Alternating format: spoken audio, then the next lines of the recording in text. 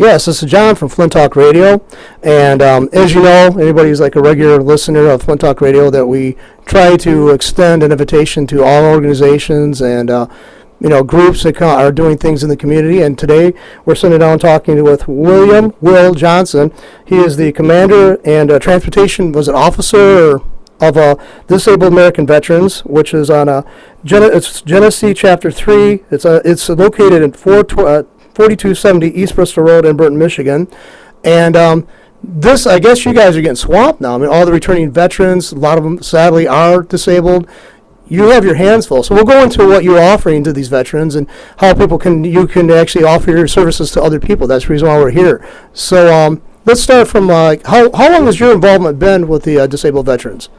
Well, Disabled American Veterans is quite a old organization. It's been going for, we've been around, Chapter 3 been around for about 85, but we just celebrated our 85th anniversary. The national organization is probably older than that. That's just how long we've had our charter. I've been working with them myself about 20 years. So, I mean, the organization itself has been around for 80 some plus years itself.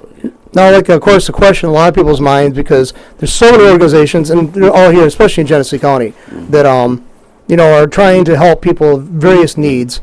You could focus on veterans, obviously. Now, that being so, do you get any of your funding from the federal government to do some of your programs, or? Oh yeah. Okay. Actually, the Veterans Administration actually helps us with some of the funding. We get support from the Veterans Administration at Saginaw VA Hospital. They help us support the transportation program that actually I'm the chairman over. Saginaw, whenever we have to get a van or a transportation vehicle for the veterans to transport them to the hospital, they actually help us to buy that van. We transport either there to that hospital or either Saginaw. Those two hospitals is what we transport to. So. I think I know of the one in Saginaw because I knew a couple of people worked at the Veterans Hospital in Saginaw, but I think there's also one near Ann Arbor too as well. Yeah, there's one in Ann Arbor. Right, so that's the one we transport to too. We used to transport to John R. there in Detroit, but we had to stop that program because of the I guess the availability and the man hours that was tied up with going there and coming back, and how long it took them to see the veterans and stuff. We have a certain schedule we have to keep so that the volunteers that actually drive the vehicle and transport the veterans, they have to stay in a certain hourly level. You can't. In other words, we don't want our drivers driving at night coming back. And if we go to John R., it takes so long for them to get to service the veterans at the hospital. The drivers be so late getting back until we had to stop doing that one. So we stay within our limits of those two hospitals. Now, you mentioned when the preliminary interview that you're also a veteran. Which war were you in, or what active years were you in the military? I was in the Vietnam War. I did that tour in Vietnam. I was in the Marine Corps. I did that tour in the Marine Corps, and I was in Vietnam. I came back and I got out. I was wounded in Vietnam. I got wounded. I was getting ready to come home, and I hit a mine and got blown up, and that's how I got disabled. So I come back and I got out. Actually stayed out for several years, and I ended up going back in the military again, away with my disability, and I joined the Army. Went in the Army and stayed in the Army another 14 years. Some people say you're a sucker for punishment, huh? You didn't have enough with it to Vietnam. You went back into the military. I more or less call it being a career soldier. Yeah. I was a career soldier. I put it that way. That's where I was. I figured out that was something that I was good at. I wanted to travel, and it was convenient for me at the time, because at the time I didn't have a family. It was just me. So that's what I did. I just decided I'd go back in the military and try to make a career out of it.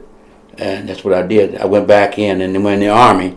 And the Army, they took me under their wing, and I stayed there. Marine Corps wouldn't take me back. I was going to go back in the Corps, but because of my disability, because I got disabled from the Corps, they didn't want me to waiver the disability and come back in. So I went to the Army. The Army took me.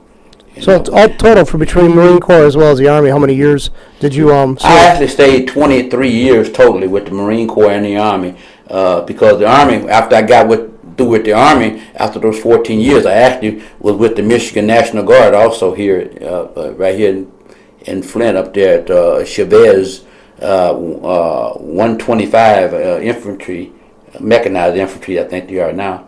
I stayed with them for a while, about 2 or 3 years, I think. No, we call it the castle in the neighborhood. Yeah, the castle, over by right. the two cemeteries, Avondale and Exactly. Aventine. Yeah. Exactly, yeah. I had several friends that worked out of there. I had a friend that was a recruitment and retainment officer, that he worked there for a few years out of that building. So. Oh, okay. Yeah, so and also they used to do some community organization stuff. They used to run out the gym at different times for organizations. Yeah. But anyway, we already talked a little bit about the transportation side for the veterans. Mm-hmm. Do you also help expedite claims or stuff, like process paperwork for them, or is that some? We got 3 service officers there. I got 3 of them that's working for the organization, and now what we do is we try to keep the program running pretty smoothly. We got 3 officers. We got 3 days a week that we actually do service work for veterans. We fill out their claims and handle all their needs as far as they need some kind of assistance with trying to get some funding for something, or want to get apply for some kind of a loan or something. We can assist veterans with that. But we're there. My service officers are there from 9 until 2, Mondays, Wednesdays, and Thursdays. And like I said, they're good service officers, and they actually are concerned about veterans, and they do a good job. Now, I would just imagine, from what I've heard, that it seems like it's just a mountain and labyrinthine process to go through a lot of times, or that's what it seems like, to get there, to get help, from the government. I've heard that they've actually did great strides because of the two wars we're currently in, plus the first Gulf War we were in. Yeah. Has there been a great improvement on the speed at which they process stuff, or? I'd say yeah, because they got a thing going now. They call it expedient claim work. They have a process where they can go through now. They send 6 to 8 weeks, 6 to 8, is it 6 to 8 months, or 6 to 8 months, I think it is, processing and filling claims for veterans. They're trying to make it more simpler and more expedient for veterans. So they started to do. Used to be, before they started this new program, that it took like 2-3 years for the claims, because they were so backed up. But they're trying to expediently get these claims done, because they got so many veterans that's coming back from Iraq and Afghanistan, and all these veterans. They have needs, and they're waiting so long, and some of them just falling through the crack because they give up. They give up on their claims. It takes so long until it's just like when we came back from Vietnam. We went through so much of a procedure trying to get stuff done until we just didn't even want to be bothered with the government. The understanding I got from the whole situation from veterans returning in Nam is that the government and the people both basically wanted to kind of distance themselves from that war. They just wanted to forget that it happened. Right. And they left a lot of people in the lurch. Left a lot of people hanging by that. Yeah. And let's face it, this war is already, I think, has reached these wars we're in. I think if they haven't reached the point of the length of time we're in Vietnam, I think they're about to overlap. Overtake that. In the length of time we've been involved in these 2 wars. Yeah. Exactly. It's a thing where I think we kind of like we Vietnam veterans, I say, kind of like open the door for more consideration for a lot of things for these Iraqi veterans, because when we first came back, a whole lot of people that didn't even. I don't blame it on the people, because I think it was a lack of information, a lack of knowing what we actually did and what was going on with us. They didn't know how to deal with us or how to help us or what we was going through. But now they're more concerned and they're able to help the veterans more that's coming back from these wars. So we kind of like open the door for that, I think. Yes, that's unfortunately too that you the guys who came back from Nam were basically basically like the test case, the group that actually had to suffer through it, so that actually more attention could be brought for the future generation of soldiers now returning. I remember I was in my early teens when we left Vietnam, as a country, and our involvement in there. And I remember hearing all these. Of course, they always made these movies where the guy who was a Vietnam vet was nuts, and that was bad publicity. I mean, it was just totally erroneous, but I can understand the frustration level that a lot of the veterans I knew went through. Basically, the government just washed their hands of them. They just went, okay, you got this injury or you have these issues, deal with it. Yeah. Because they basically were embarrassed by it. They wanted to move on. They wanted to, and I hope this doesn't happen in a few years after these two wars, or if they ever come to an end. I hope not. That's what we're trying to prevent as Vietnam veterans. And we have a whole lot of organizations just out there that's trying to prevent it. I don't know if you know about it or not, but you got the Wounded Veterans Organization, Veterans for Wounded Soldiers or whatever they call it. I think it's a Wounded Warriors. Yeah, Wounded Warrior Project, I think it's called. That's a good organization. And you got the other guys. That's the motorcycle veterans, what they call themselves, something where they actually try to be first-hand recognition to the veterans when they come home. Patriot Guard, I think they call themselves, or something like that. But it's a motorcycle club, and they are really essential to the helping of the veterans that's coming home, welcome home, and give them a first-hand relationship with the other veterans that already went through the same stuff that they went through, that they're going through. Now, does the Disabled American Veterans network with the other organizations, maybe so they help each other out, or? We try to connect with a lot of the organizations, and we are connected to several. One is the Buddy to Buddy. I got a guy that's in the organization there in my chapter that's actually linked up with the Buddy to Buddy program, and he goes off with the veterans to different things that they do. Where it's local, like 25th, they're supposed to be going to Grayland. He's supposed to go up there with them, so he's kind of like an overseer for the Disabled American Veterans, to try to assist them with whatever they may or may not need. That's a good program that we got going. He does that. And Vet to Vet, we got a female veteran that's in the organization. She's hooked up with the Vet to Vet, and she's helping us to kind of like oversee the needs for the female veteran. She's a female veteran, and she does real good. I think that's two basic organizations that we got hooked up with. Yeah, we got some of the other veteran organizations too, like the VFW. We work with them 2777. They just right up in Burton. Also, they off of Belsey Road. We work with them too. As far as when we have any kind of a need going on or program going on for the veterans, that's good. We have that. Also, I guess as far as non-veteran organizations, then we work with the city of Burton. The mayor, Paula Lazinski, she's a very concerned person toward veterans. Mayor Smiley was before he left and went on up to state, but the mayor has really been a great asset to the Disabled American Veterans because she helps us with a lot of the things. And they had this program just recently where they had at Bubba O'Malley's. I don't know if you knew about that, where they actually put on a run for the veterans to raise money, and we got some funds out of that. It was really essential to our nonprofit organization there, because we are a nonprofit, so we have to depend on fundraisers if we can get some, or donations from people. So they was essential in that, helping us to get some funds together. Now, like somebody hearing this, I mean, obviously you're located at Burton, so you're going to help people in and around Genesee County.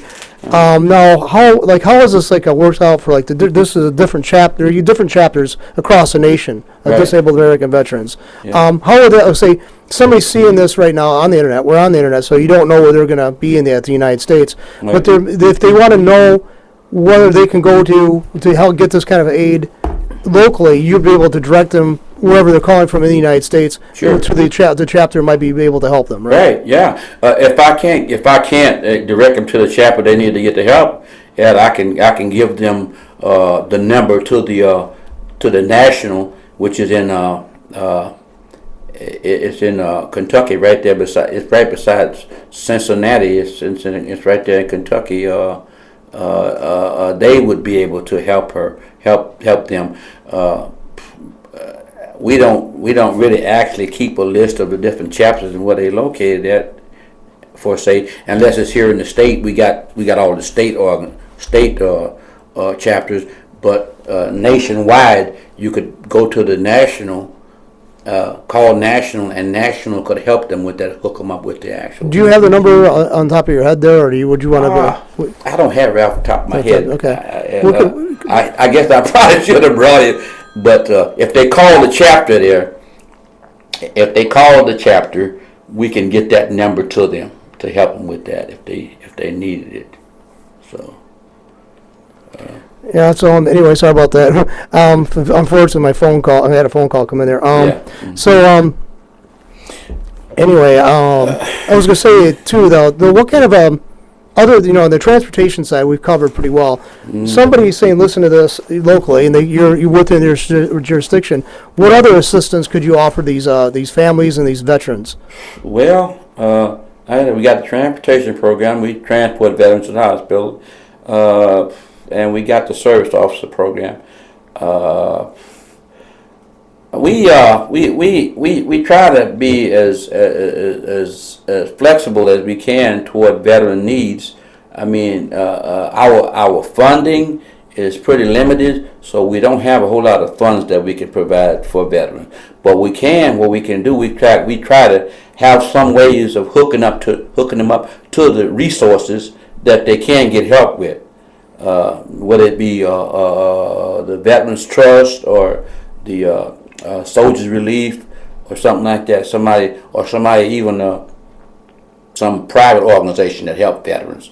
So we have resources outside of us that can try to help veterans with their needs if we can't do it, because our funding. So we try to do that.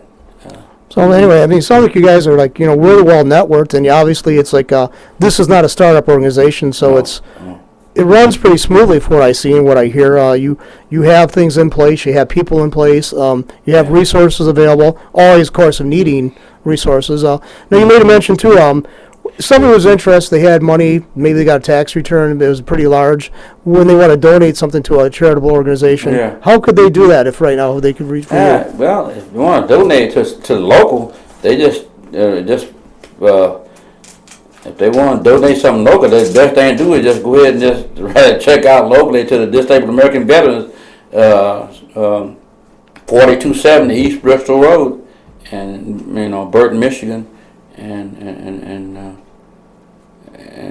it come right directly to us. Or they can if they local around here, they could just deliver it to us locally here, out there at the chapter. We're always open to it any way they want to try to do it, if they want to donate some money to us. Well, we talked just before we went on air here, and you said that you also involve in fundraisers, obviously, for your organization, and they're held there at different times of the year, or do you try to keep them in the summer, or do you do it different times of the year? We try to keep them in summer, summer or spring. That's the times that people are really kind of able to get out. Winter is kind of like, we have some pretty harsh winter sometimes. Like this past winter was pretty harsh, so we was limited to what we could do this winter. We got some events coming up this summer. I haven't got all the details together on it yet and how we're gonna do it, but we have tried to keep summer events going as far as trying to do something to I guess to let people know who we are and try to represent ourselves as far as the veterans, to get the veterans involved with us. Fundraisers, I wouldn't call them really fundraisers. They're more like community access events, or community. What we're trying to do is get the community aware of who we are and what we do, and how we do it. So if we can raise some funds out of what we do as far as the community events, it's more like a donational thing where we have people donate some money if they want to donate. We're not in the business of trying to raise money from people, but we do take the donations when we have these events. Now, So, if somebody didn't have money, but say maybe they had a family member they had some kind of debilitating illness or some kind of handicap, and they pass away, and they have like wheelchairs, stuff like that. I don't know what else you need. What else kind of stuff would you say would be a good idea for somebody to donate if they had it around the house? well, we take wheelchairs.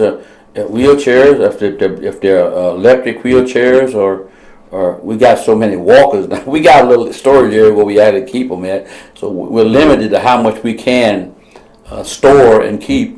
So the best thing for a person, if they want to donate something, is probably call and let us know what they have, and we can tell them whether we can use it or not, or we have available space for it. Would you pick it up, or do they want to do the drop it off? If it's possible, if it's local where we can pick it up, yeah, we will. Okay. But if it's something far off, I don't know. It's a thing where we're limited to our resources as far as transportation to try to go pick up people, stuff and bring it in. Now, obviously, somebody being disabled is going to probably require ramps or lifts. Do you also help them get a line on that, or would you help them get them installed at the homes? Yeah. What we do in a situation like that is my service officers have access to locate and get them hooked up with the right peoples in the VA to do it.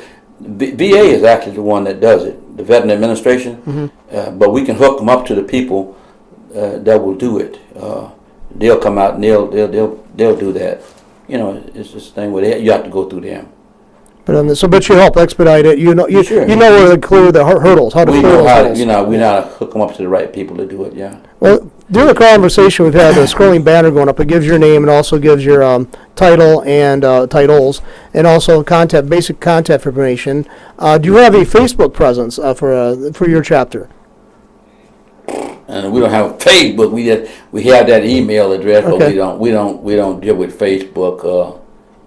We haven't set nothing like it up as of yet. So It might be a good idea to do that, though. I mean, it might be. It's something maybe to look at. Yeah. Because it doesn't really cost much to do that. I mean, So Anyway, so anybody, who would you encourage to call you? Would it be the veterans or their family members or friends? anybody it can be a family member of a veteran. Any family member of a veteran, because we actually have services for the spouses or the children of veterans. Whatever the need may be, they can call. If we can't help them, we can hook them up to the people that can help them if they have a need. Because that's what we're in the business of doing, helping veterans, their spouses, or their orphans. If it's a passed away veteran, or the children of that dependents of that veteran, if he's still alive and something's going on where they need some help. We can if we can't help them, we can try to hook them up to the people that can. Right. So you definitely play the role of facilitator, and Sure. that's when somebody. Let's face it. We all know that you have to go through the process to get things done, but when you're starting it seems like insurmountable at times. You're just like frustrated, and if you have somebody who is seasoned, who's went through it several times, who's more detached, Yeah. your facilitators would be more detached, and they wouldn't maybe get so angry or take it personally, and just keep on knowing how to persevere That probably could go a long way to helping these people. Sure. Being so practiced at doing what they're doing. Yeah. So. Sure. Anyway, like I said, during the course of the conversation, we had the contact information, and obviously when we're done, I'll actually tag it for other, website, for YouTube, so people, you never know who's going to be watching this. Yeah. Of course, right now, I know that the elected officials, the politicians, the lawmakers, and all that, this is going to be basically probably a touchstone thing for them to deal with in the next coming elections, of how the veterans are being treated, and so these kind of organizations will help keep pressure on these politicians, so they're not going to be basically essentially orphaned again like they were in the Vietnam era veterans were. That's my hope anyway. I mean, because Yeah. so anyway, I'd like to say, is there any more information you think we could give out there before we wrap this up, or? I don't, not right now. I'm hoping that we'll keep this thing on where I can get the information out there for the veterans as it becomes available to me. But Okay. It's kind of like a door opener right now. I'm trying to let the veterans know what's available to them, and if it's local or whatever. Well, definitely feel free to contact us again and again. I mean, about any of this stuff's going on, because Yeah. we try to be a useful operation for people out there, the community and organizations, people trying to do what you're doing and doing stuff similar to this. I mean, for non-veterans, but also veterans we're gonna have an increase in population. One of my friends worked at the Veterans Hospital in Saginaw, and she said she was astonished at how much paperwork is coming in and how many new cases are coming in all the time. They're getting swamped. I mean, she was working overtime, and so I mean, it just kind of underscores that this is still going on, folks, and it's not going to be ending anytime soon that any of us can see. And these people's lives don't, just because they're discharged from the military, doesn't mean their needs are going to end with that as well. Right. So, thank you very much. Well, I appreciate it, John. Yeah, I appreciate your concern for veterans, and I appreciate you doing this for us to give us the opportunity to let veterans know what's going on. Definitely. And I'm looking forward to seeing you again in the studio to talk about upcoming events. Thank you. Thank you. Yeah.